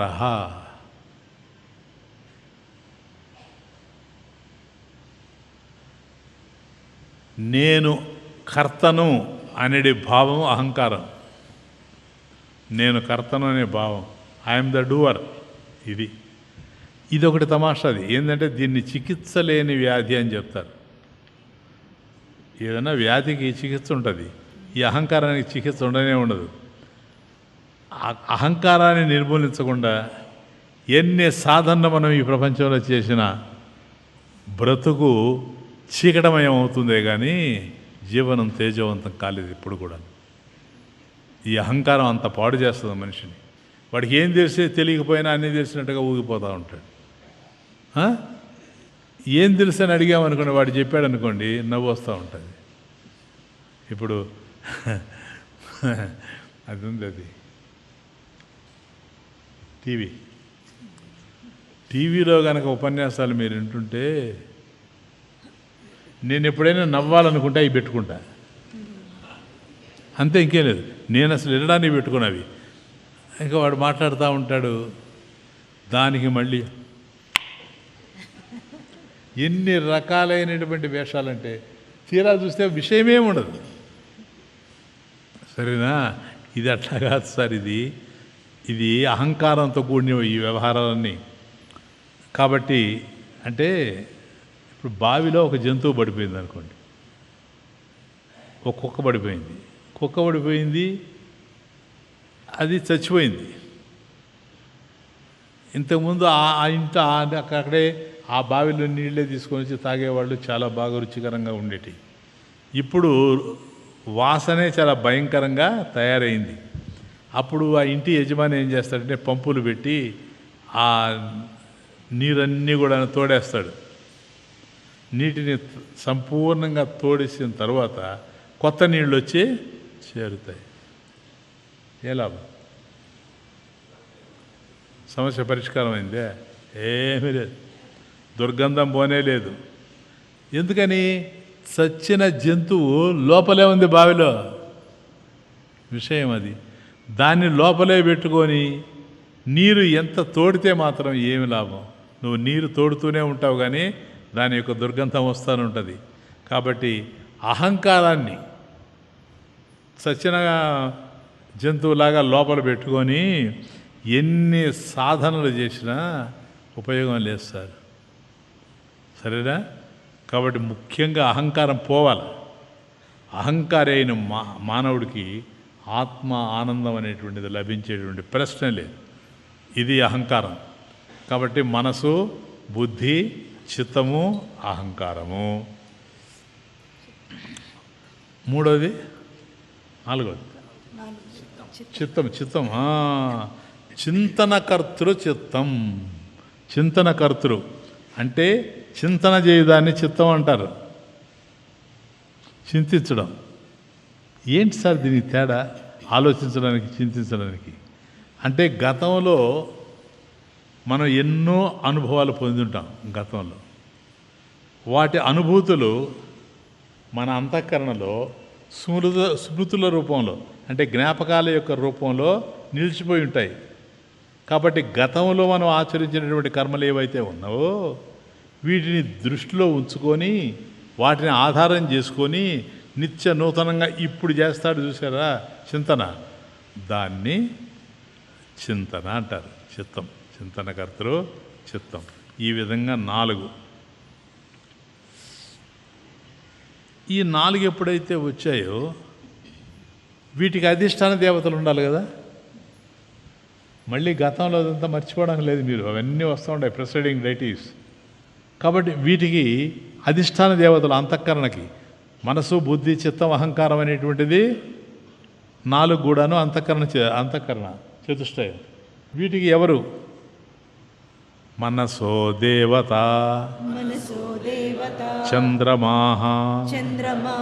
అది సంకల్ప వికల్పాలు చేసేటువంటిది మనసు అన్నాం కదా. దానికి అధిష్టాన దేవత ఎవరంటే చంద్రుడు. ఏంటి స్వామీజీ చంద్రుడికి మనసుకి సంబంధం? మనసు జడ రూపం, స్వయం ప్రకాశం లేనిది. బుద్ధిలో ప్రతిబింబించినటువంటి చిదాభాస చైతన్యంతోనే మనసు ప్రకాశిస్తూ ఉంటుంది. అట్లాగే మనస్సులాగానే చంద్రుడు కూడా స్వయం ప్రకాశం కాదు, సూర్యుడి నుండి అరువు తెచ్చుకొని ప్రకాశిస్తూ ఉంటాడు. అది వ్యవహారం. కాబట్టి పౌర్ణమి, అమావాస్యలు ఈ 2 చూసుకుంటూ వాటిని అనుభవిస్తూ ఉంటాడు. వృద్ధి క్షయాలు ఎప్పుడు ఎట్లుంటాడో తెలియదు. అలా ఉండేటువంటి వాడిని చంద్రుడు అనొచ్చు ఇంట్లో. ఎందుకంటే ఉదయం ఒక రకంగా ఉంటాడు, మధ్యాహ్నం ఒక రకంగా ఉంటాడు, సాయంత్రం ఒక రకంగా ఉంటాడు. కాబట్టి వాడు చంద్రుడు అని చెప్పచ్చు. పైగా చంద్రుడు శాపగ్రస్తుడు కదా, అందుకే కదా మత్స. మనసు కూడా శాపగ్రస్తురాలే. కాబట్టి మనం అంటాం కదా, నాయన అయ్యో నా కర్మ నా మనసు అంతే, అదే ఇది, అదే శాపం. సరేనా? కాబట్టి మనసుకు అధిష్టాన దేవత చంద్రుడు. అది మనసో దేవత చంద్రమాహ అయిందే. నెక్స్ట్ బుద్ధేర్బ్రహ్మ. అది బుద్ధికి అధిష్టాన దేవత బ్రహ్మదేవుడు. ఎందుకంటే బ్రహ్మ సృష్టికర్త, బుద్ధి కూడా అన్నీ సృష్టించుకుంటా పోతుంది. మనసు చేయలేదు. మనసు ఎంతసేపటికి డిఫరెన్స్ చూడండి. మనసు ఎంతసేపటికి అవునా కాదా అవునా కాదా అవునా కాదని సంశయగ్రస్తంగా ఉంటుంది. డిసైడ్ అయిందనుకో అక్కడ బుద్ధి ఎంటర్ అయిపోయి ఉంటుంది. అందుకని బుద్ధి లేనివాడు లేవాడు అంటాం, మనసు లేనివాళ్ళే అన్నాం. అర్థమవుతుంది? అది తమాషా. బ్రహ్మదేవుడు ఎట్లాగైతే నూతనమైనటువంటివన్నీ సృష్టిస్తూ పోతాడో బుద్ధి కూడా అంతే, ఆలోచించి లేనిపోనివన్నీ తయారు చేసుకుంటూ పోద్ది. కాబట్టి సృష్టిలో ఏ విధంగా అయితే బ్రహ్మదేవుడు సమస్త విషయాల్ని, అనేక విషయాల్ని ఆవిష్కరిస్తూ పోతాడో అట్లాగే మన దేహం ద్వారా జరిగేటువంటి సర్వకార్యాల్ని నిశ్చయించి ఇది ఇలా జరగాలి, ఇది ఇలా జరుగుతుంది అని చెప్పి ఆవిష్కరణ జరిపేది బుద్ధి. కాబట్టి బ్రహ్మదేవుడు బుద్ధికి అధిష్టాన దేవత. కాబట్టి మనసుకేమో చంద్రుడు, బుద్ధికేమో బ్రహ్మ. తర్వాత 3వది అహంకారం. అహంకారస్య రుద్ర. అహంకారానికి అధిష్టాన దేవత రుద్రుడు. రుద్రుడు తెలుసు కదా, రుద్ర భద్రకాళి దరిద్ర నిద్ర మౌళి. అర్థం. రుద్రుడు చిన్న విషయం కాదు సార్. రుద్రుడు లయకర్త కదా. సృష్టించేది బ్రహ్మ, రక్షించేది విష్ణువు, లయకర్త రుద్రుడు శివుడు. కాబట్టి సృష్టిని లయింపజేసేటువంటి వాడు, తగలబెట్టేవాడు. అట్లాగే మన బ్రతుకులను కూడాను మండించి కాల్చి అయోమయంగా తయారు చేసేది ఏదన్నా ఉంటే అది అహంకారం తప్ప ఇంకోటి ఏం లేదు. మీరేం చేయని అవసరం లేదు సార్, వాడు అహంకారం వాడు తగలబడిపోతాడు అంటుంటారు. కారణం అది, ఇంకేం లేదు. కాబట్టి శ్మశానంలో సర్వులు దహింపబడుతూ ఉన్నా రుద్రుడు నిలిచే ఉంటాడు. అలాగే అహంకారం కూడా ఇట్లాగే తయారు చేస్తుంది. శ్మశానంలో చావక నిలిచిండి ఉత్తర జన్మను తయారు చేస్తుంది. అందుకని అహంకారానికి రుద్రుడు అధిష్టాన దేవత. నెక్స్ట్ 4వది చిత్తస్య వాసుదేవః. కాబట్టి చిత్తమునకు అధిష్టాన దేవత వాసుదేవుడు. అంటే సర్వభూతంలో ఉండి సమస్తంలో క్రీడించేటువంటి వాడు. వాసవత్ సర్వభూతాన్ని రామాయణం, భారతం, మహాభారతంలో చెప్తాడు. కాబట్టి వాసుదేవుడు ఎలా సర్వభూతాల్లో ఉండి క్రీడిస్తూ ఉంటాడో అలాగే చిత్తంలో ఆంతర్యంలో కదులుతూ స్మృతులన్నిటిలో చరిస్తూ ఉండేటువంటి చిత్తానికి వాసుదేవుడు అధిష్టాన దేవత. ఇక్కడికి సత్వం అయిపోయింది నాయన. ఇంకేమైనా ఉన్నాయా? అధిష్టాన దేవతలు కూడా అయిపోయాయి కదా. ఇంకేముంది? 5 నిమిషాలు ఉంది. రజో అంశం కూడా చెప్పేస్తానండి. సాత్విక అంశం అయిపోయింది, రజో అంశం. ఏతేషాం పంచతత్వానాం మధ్యే ఆకాశస్య రాజసాంశాత్ వాగింద్రియం సంభూతం. కాబట్టి పంచభూతాల్లో ఆకాశం యొక్క సాత్వికాంశం చూసాం. ఇప్పుడు రాజసాంశం వల్ల వాగింద్రియం అంటే మాట్లాడేటువంటి ఇంద్రియం, వాక్కు. వాయోహో రాజసాంశాత్ పాణీంద్రియం సంభూతం. కాబట్టి ఈ వాయుభూతం యొక్క రాజసాంశం నుండి చేతులు కదులుతాయి. ఇప్పుడు వాయువు ఎట్లాగైతే చెలిస్తూ ఉంటుందో చేతులు అట్లా చెలిస్తూ ఉంటాయి. వన్హే రాజసాంశాత్ పాదేంద్రియం సంభూతం. కాబట్టి ఇవన్నీ అంటే అగ్ని యొక్క రాజసాంశం నుండి పాదములు కలుగుతాయి. ఎందుకంటే కదలడం గనక పాదాలు నడుస్తూ పోతాయి. ఇది జలస్య రాజసాంశాత్ బుధేంద్రియం సంభూతం. కాబట్టి జలభూతం ఏదైతే ఉందో నీరు, ఈ జలభూతం యొక్క రాజసాంశం వలన మల విసర్జన ఇంద్రియం పనిచేస్తుంది. పృథివ్యాః రాజసాంశాత్ ఉపస్థేంద్రియం సంభూతం. కాబట్టి ఈ భూమి యొక్క రాజసాంశం వలన జననేంద్రియం ప్రజని ఇది కలుగుతుంది. రాజసాంశం సమిష్టిగా వచ్చిందంటే పంచప్రాణాలు. ఏతేషాం సమిష్టి రాజసాంశాత్ పంచప్రాణాః సంభూతాః.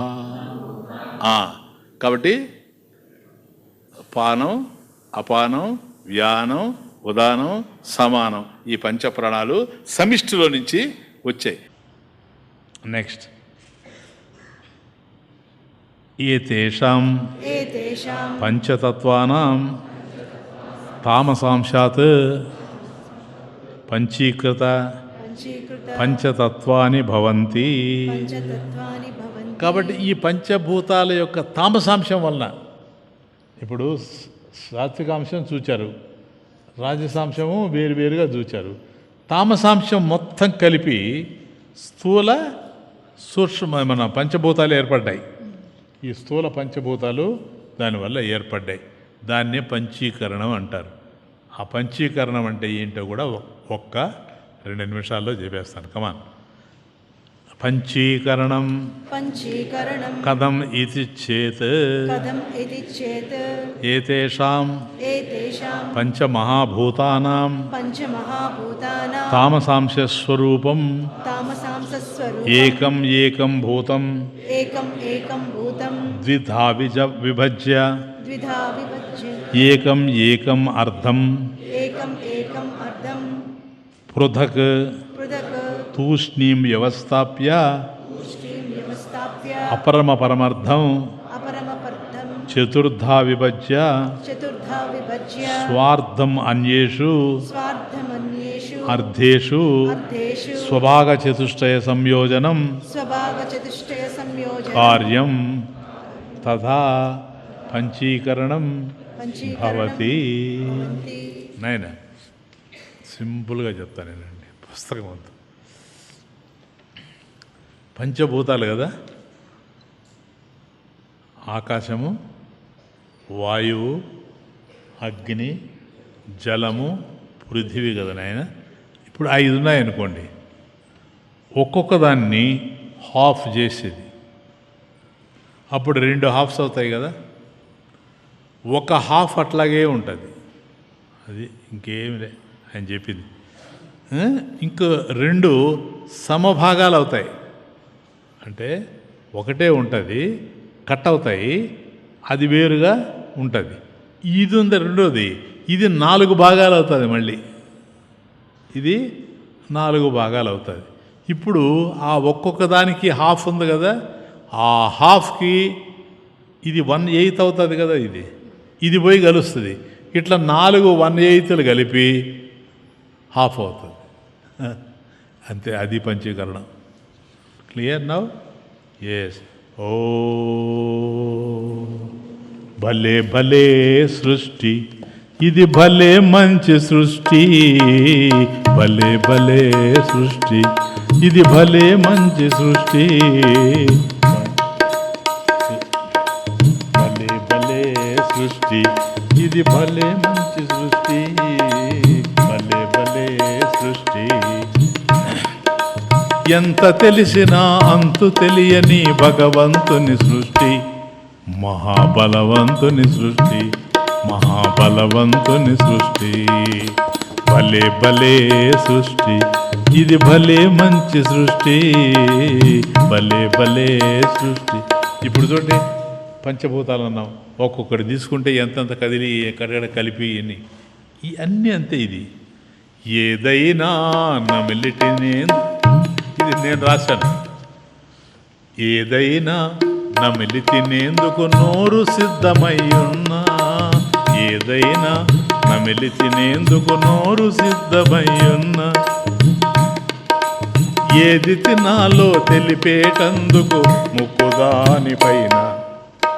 ఏమో నాకు అనిపించింది, ఇప్పుడు మనం తినేటప్పుడు ఏదంటే తింటాం కదా, అందుకని కొందరు ఏం చేస్తారంటే అది అంటే ఆ వాసనను బట్టి తింటారు కదా. ఇది భగవంతుడికి తెలుసు, అందుకని నువ్వు తినేది నోటితో ఇక్కడైతే, ఇక్కడ కనుక పెట్టుంటే ముక్కు అందుకని సృష్టి ఏది ఎక్కడ ఉండాలో తెలిసి జరిగింది సార్, అందుకు చెప్తున్నా. ఇది ఇంక నేను ఆలోచించి అవన్నీ ఎందుకని నేను ఆలోచించి రాశాను. ఇది ఏదైనా నమిలిటినేందుకు నోరు సిద్ధమయ్యున్నా, ఏది తినాలో తెలిపేటందుకు ముక్కు దానిపైన, ముందున్నాయి చూచే కళ్ళు, ముందుకున్నాయి నడిచే కాళ్ళు. ఒకవేళ అటు ఇటు పెట్టుంటే ఏం కావాలి, కాళ్ళు వెనక్కి పెట్టి కళ్ళు ముందుకు పెట్టుంటే ఇట్లా చూస్తూ ఇట్లా నడుస్తాం, కుదరదు. ముందున్నాయి చూచే కళ్ళు, ముందుకున్నాయి నడిచే కాళ్ళు, ఏది ఎక్కడ ఎందుకున్నదో తెలిసి ఉంచుటే సృష్టి, భలే భలే సృష్టి, ఇది భలే మంచి సృష్టి, భలే భలే సృష్టి. బిగినింగ్లో చెప్పాను, అసలు ఉందా లేదా లేకుండానే వచ్చిందే, ఉంటే ఎలా వచ్చింది, అది పరిణామమా లేక వివర్తమా, ఇవన్నీ చూసాం కదా. ఉండినదే ఊడి పడితే సృష్టి ఎలా అవుతుంది, ఉండినదే ఊడి పడితే సృష్టి ఎలా అవుతుంది, లేనిది ఊరేగాలంటే ఎలా సాధ్యపడుతుంది. పుట్టినదే ఊడిపడితే సృష్టి ఎలా అవుతుంది? లేనిది ఊరేగాలంటే ఎలా సాధ్యపడుతుంది? ఉన్నది మళ్ళీ రానే రాదు, ఉన్నది మళ్ళీ రానే రాదు. లేనిది ఎప్పుడు వచ్చేదుండదు, ఉన్నది మళ్ళీ రానే రాదు. లేనిది ఎప్పుడు వచ్చేదుండదు. నామరూపాల సృష్టి, నామరూపాల సృష్టి, నామాలయ్యే పుష్టి. నామరూపాల సృష్టి, నామాలయ్యే పుష్టి, సహస్రనామాలయ్యే పుష్టి. భలే భలే సృష్టి, ఇది భలే మంచి సృష్టి. భలే భలే సృష్టి, ఇది భలే మంచి సృష్టి. భలే భలే సృష్టి. పిండము బ్రహ్మాండము అద్భుతమైన సబ్జెక్టు. నెక్స్ట్ రాబోతుంది. కేశవ మాధవ గోవింద గోపీ మనోహరా. కేశవ మాధవ గోవింద గోపీ మనోహరా. కేశవ మాధవ గోవింద గోపీ మనోహరా. కేశవ మాధవ గోవింద గోపీ మనోహరా. అచ్యుత రాధా హృదయ రాధాలోలానందలాల. అచ్యుత రాధా హృదయ రాధాలోలానందలాల. అచ్యుత రాధా హృదయ రాధాలోలానందలాల. అచ్యుత రాధా హృదయ రాధాలోలానందలాల. నందకుమార నవనిత చోర మునిజన మనోహరా. నందకుమార నవనీత చోర మునిజన మనోహరా. నందకుమార నవనిత చోర మునిజన మనోహరా. నందకుమార నవనీత చోర మునిజన మనోహరా. బాలగోపాల దీన దయాళ గిరిధర మదన గోపాల. బాలగోపాల దీన దయాళ గిరిధర మదన గోపాల. బాలగోపాల దీన దయాళ గిరిధర మదన గోపాల. బాలగోపాల దీన దయాళ గిరిధర మదన గోపాల. కేశవ మాధవ గోవింద గోపీ మనోహరా. కేశవ మాధవ గోవింద గోపీ మనోహరా. అచ్యుత రాధా హృదయ రాధాలోలానందలాల. అచ్యుత రాధా హృదయ రాధాలోలానందలాల. కేశవ మాధవ గోవింద గోపీ మనోహరా. కేశవ మాధవ హరి హరి హరి హరి. గోపీ మనోహరా. అచ్యుత రాధా హృదయ రాధాలోలానందలాల. అచ్యుత రాధా హృదయ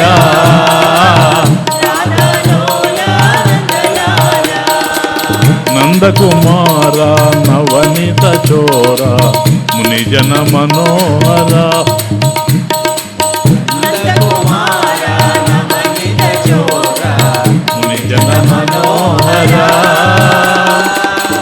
బాలగోపాల దీన దయాళ గిరిధర మదన గోపాల బాలగోపాల దీన దయాళ గిరిధర మదన గోపాల బాలగోపాల దీన దయాళ గిరిధర మదన గోపాల బాలగోపాల దీన దయాళ గిరిధర మదన గోపాల కేశవ మాధవ గోవింద గోపీ మనోహర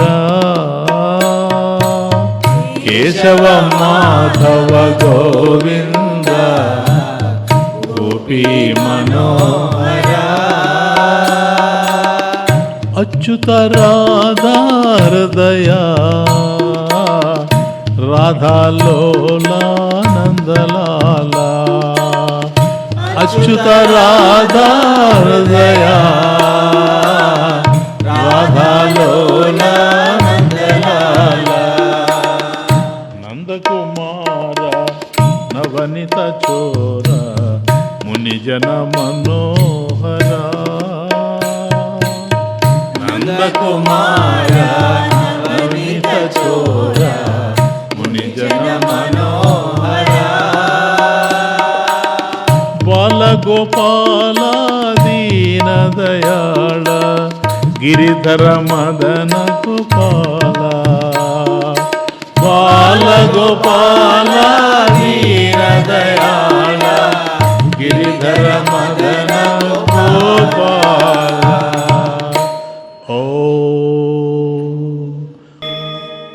ఓం పూర్ణమదః పూర్ణమిదం పూర్ణాత్ పూర్ణముదచ్యతే పూర్ణస్య పూర్ణమాదాయ పూర్ణమేవావశిష్యతే ఓం శాంతి శాంతి శాంతి